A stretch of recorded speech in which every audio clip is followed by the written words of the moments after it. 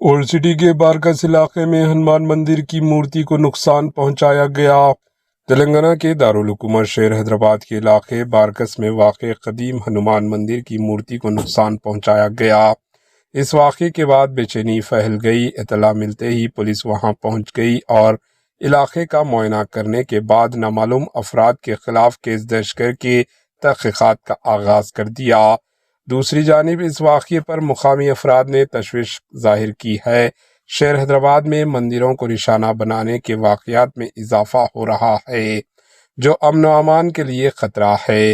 انہوں نے مطالبہ کیا ہے کہ پولیس سی سی ٹی وی فوٹیج اور دیگر ثبوت کی مدد سے فوری طور پر ملزمین کو گرفتار کرے اور انہیں سخت سے سخت سزا دی جائے۔ Bureau report, AHN news.